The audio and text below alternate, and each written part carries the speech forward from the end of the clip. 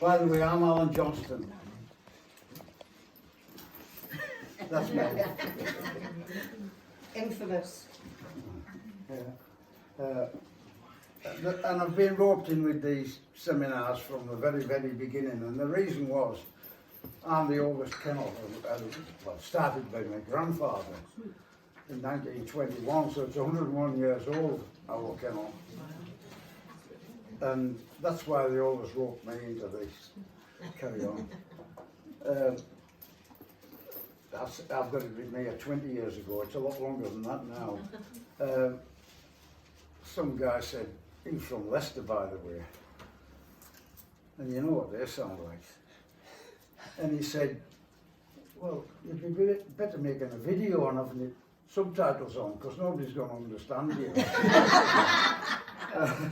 And my answer was, this is about Lakeland Terriers, and this is a Lakeland dialect, you'll have to put up with Yeah. it.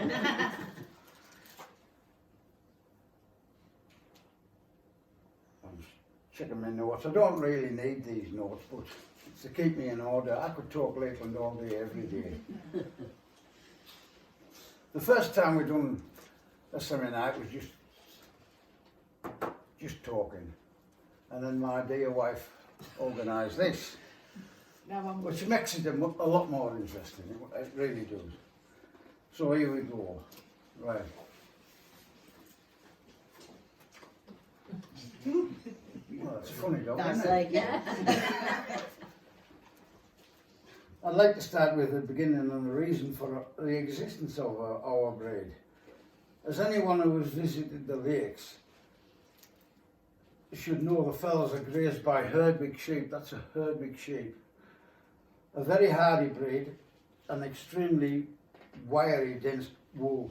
It's not much good for jumpers. You wouldn't want its wool close to your skin anyway, because you scratch forever. It's very prickly stuff. It's all right for carpets and mattresses, and that's about it. The Herdwick's been bred in the lakes for hundreds of years, and it's evolved really. It became best suited for the fells, and it can withstand the climate.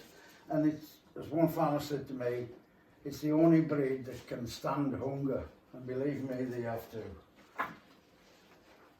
Next, please. So imagine 19th century on a fell farm in the lakes. Oh, a lovely place to live. Not a very nice place to make a living in those days.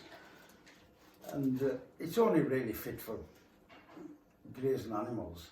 They do have a few crops, a few turnips and odd potato, but I mean, they're only half crops when they get them, because it's just such stony ground.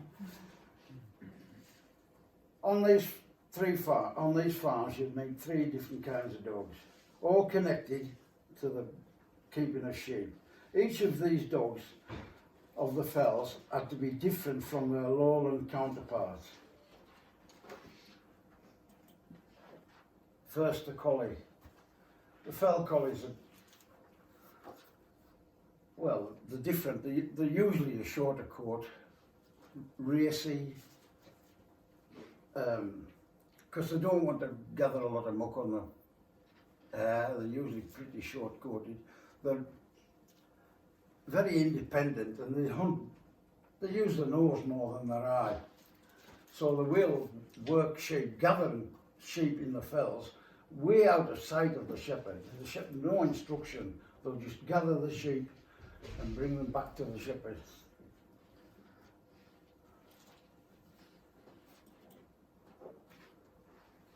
Next one's a foxhound. You'd find the foxhounds on a farm, because the farmers used to keep the foxhounds out of season when they weren't hunting that season. They'll keep them from Easter till about now. They'll be going back to the packs now. The fell foxhound has got to be lighter in build than the South Country hounds, narrower fronted, and that isn't a very good example really, because really you want them as wide as you can get them, so when they're way up on the fells you can pick them out.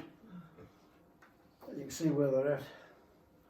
And they go back to the, as I say, they go back to the hunt in the beginning of the season and go to the farmers at the end of the season. And the third one is what we're concerned about, the terrier. That's a working terrier. That's the original type. It's been bred in the lake for centuries and it has been moulded into a terrier best suited for the work and conditions they will encounter. However, to establish these terriers, we'll go back to the fell farm. The sheep are gathered down off the fells 3 or 4 times during the years, dipping, clipping and lambing. The sheep are brought down into the fields near the farm so the shepherds can keep an eye on them, particularly in April when they lamb. The lamb later than the southern flocks or the low country sheep because it's so cold in the valleys up in the fells. They need the better weather. You shut the bloody door. Bloody dogs. The birth of the lambs coincides with the weaning of the fox cubs. Not all foxes take lambs, but those that do play havoc with the lambs at this time of year. And you've got to imagine a herdwick lamb is only a tiny thing. It's just like a rabbit with longer legs. They're only small. It's easy prey for a fox. So the numbers of the foxes have got to be controlled. Many of the shepherds would go around places they thought the vixen might have cubs and take a terrier and terrier sheepdog and try and get them as best they could. Our terriers share the same ancestry as the Welsh, and I suppose they're very much built for the same job in Wales, in the mountains, and us up in the fells.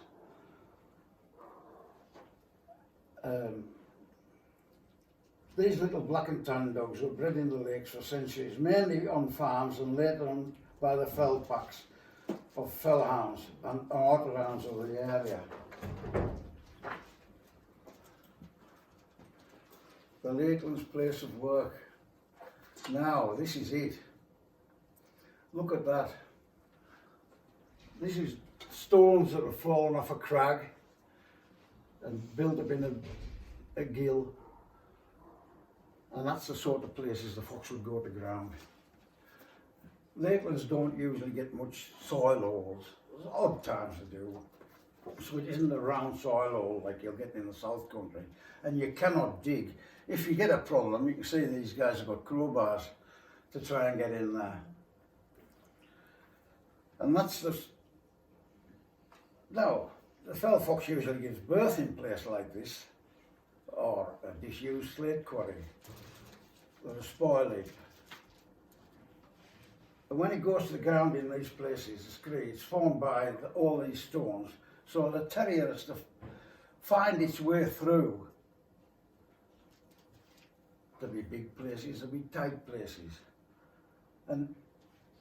But when a fox goes to ground in these places, it's the job of the terrier to try and get that fox out for the hounds to kill. But a fox that's been chased for an hour or so, it doesn't want to come out if it knows the foxhounds are running around. It's not stupid. And this is when the Lakeland is expected to kill the fox, to kill it underground if necessary. I've seen huntsmen put terriers to ground and the terriers eventually come out and the huntsman will check the terrier and look at it, see if it's got any marks, and then they give it a sniff. Oh, it's been the fox. It can stink in a fox. It knows it. It says, right, the fox is dead, come on, we'll go look for another. A scree can be a dangerous place for a terrier. You can imagine a terrier going into a place like that, and some places you can't get them out, even with crowbars. And this is why we need a terrier with a decent length of leg. The short-legged terriers will get in, but it's much more difficult for them to scramble out. If they haven't got the leg to get out, they haven't much chance of getting out. Now, the lakes are a graveyard for terriers. A cousin of mine was telling me he was out with the Blencathra one day and they'd put a fox to ground and put a terrier in. And the terrier didn't come out. And they didn't know what to do, but he had a spaniel with them, and the spaniel marked a crack in the ground. I thought, oh well, we'll get the crowbars out, and I moved a few stones. And it was a place where the dog had sort of gone underground, but it had fallen into a cavern, and there was no chance it was getting out. Anyways, they got him out. They got the terrier out, the fox was dead. But in the corner, there was a remnants of an old terrier that had died down there years before. And nobody knew whose it was, how long it had been there. But this is the sort of things that terrier men have to put up with. If you put a terrier to ground, you've got to be prepared not to see it again. This is also why we don't want heavy-fronted dogs. We want them a bit of leg, not too heavy-fronted, not too big, not too small, because remember, they've got to be able to kill that fox if necessary. Right, cracking on. It's not. Oh, the terrain. Well, you can see here, we don't get a lot of snow in the lakes. It's mainly like that, when it does snow, or that. But you can see it doesn't come right down very often. If it does come right down, you'll see it'll be gone by night. So if the sheep are up in the snow line, they can drop down and get something to eat lower down. This is Wasdale, that's Wastwater. That's they're all Wastwater. They're all Wastwater. That's Great Gable. I took them. Barrow, Scorefell, Great Gable again. But it gives you an idea of what the dogs have to do to travel these places. I mean, you can't get near. If you're this side of that lake and them foxhounds go around, it's a long walk round.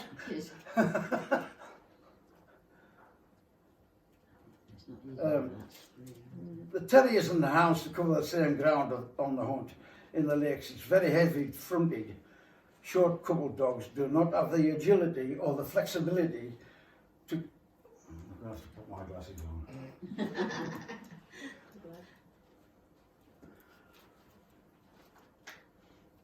In the construction to the last, and the heavy fronted foxhounds, they have brought them up from the southern packs, but they don't last more than a couple of seasons because they're too heavy and they take too much punishment. The weather in the fells is very changeable. You can set off in the morning in bright sunshine, but higher up the fells we get, the colder it gets. And the southwesterlies winds drawn in from the Irish Sea, this is our Western Lakes where this is, bring the clouds up. It may be raining in the valleys later on, but it will fall as sleet or snow further up.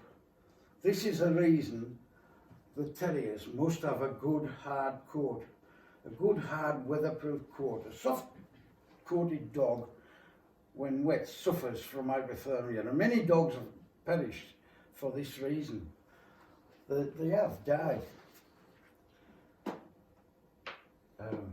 Hypothermia gets them, doesn't Yeah, hypothermia gets them. Next one. Now, this is the gentleman that started this, Tommy Dodson, 5 foot and out and a bit. Belonged Lancashire. That the guy behind him is Willie Porter. He took over from it, the little fella. But Tommy Dodson started the Estill Foxhounds, and he put Bedlington into his working strain terrier as well. Great. They've done the job. You can see they're not big ones, but they've done the job great in the valley bottoms, no problem at all. But higher up them fells, they started to suffer. And some of these little dogs will probably die of hypothermia. On a really bad day, you imagine you stood at a borren where the fox has gone to ground, you've got a walking sticks jammed in the ground with a couple of terriers fastened to it or somebody holding it. The foxhounds are travelling around all over the place. They're keeping warm anyhow. But the poor little terrier standing there shivering, waiting its chance to go to ground. If it's needed, it might not be needed. And this is when they get frozen. I've seen terriers shivering. Now, most of these terriers were bred by the packs and would end up on the farms, and some of them returning to the hunting season started again, just like the foxhounds. They would come back to the hunt. Some of them would stay on the farms. The farmers would obviously get one or two for to keep themselves, keep a rat down or what have you. Right. Now, this is... Don't look at the shocked one in the middle. Eh? I said, don't look at the shocked one in the middle. So Tommy he died in 1910, this guy. But you can see there, he's breeding the Bedlington out already. And I've a later photograph than that. And the Bedlington type is totally gone. They've bred to try and breed it, to get a jacket. They still have Bedlington blood in them, but to try and get a good hard coat. Still have the gameness of the Bedlington. Obviously put the Bedlington in for a reason, but he was trying to alter things, and they did. That's more like what we're talking about today, isn't it? There's a Russell type here and a shop one. Right, this is one. What about this now? That's what I was telling you, Joe. Badgers killed at Salter Hallwood, 1917. Now you can see there's a Bedlington here. There's a Seeley Russell here. He's the huntsman. All these guys are from our hometown. And they have to be either miners, or farm workers, or old men, or too young. Or else to be in the trenches in France and Belgium, fighting the Germans. Yeah. My grandfather was out there. Now, if you look here, where's he at? There's a bull here. And even a lot of these look to have Bedlington through them in them. You can see the ears on them. Obviously, you can put a bigger terrier to ground after badger than you can after fox, because the badger's a bigger animal to start with, and it's a soil hole as well, and it's in the bottoms. It's not on the fell tops. In the old days, they used to have to put a terrier to ground. The little dogs went to ground, baited the badger, the hook. Later on, they got electronic collars. Well, that's cheating. but the little dogs had baited the badger and hopefully hold it where it is, and then the guys would be laying on the ground trying to pinpoint where the sound's coming from, and then dig down. In went the bull when they got to it. Pit bull, English pit bull. This was before the American pit bull come back into this country, and pit bulls left this country to go to America and then came back. Once the bull got a hold, they'd drag it out and dispatch the badger. They must have been very proud. You think the tigers, wouldn't you? Also, I'm thinking, go back to... I thought you were finished. No, I wasn't. Good lad. When you... Oh, you've lost me now.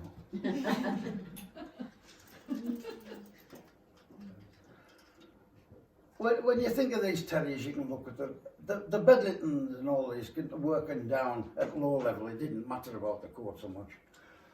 It didn't matter if they were too big. These guys wouldn't bother if they're undershot jaw.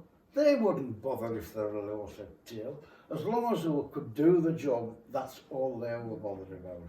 There isn't many of these terriers would come into the Lakeland mix, but somewhere on that, one of them fellas is called Peter Long, and he showed Lakelands later on when we got registered. They weren't very good ones, man, but probably the better ones were. In fact, my dad told me he was walking one of his dad's dogs out, And Peter Long's son went to school with my dad, and my dad's got one of my granddad's dogs. And Peter Long's son said, "Look at that terrier, that's a smart thing. I don't know what sort of rubbish we keep."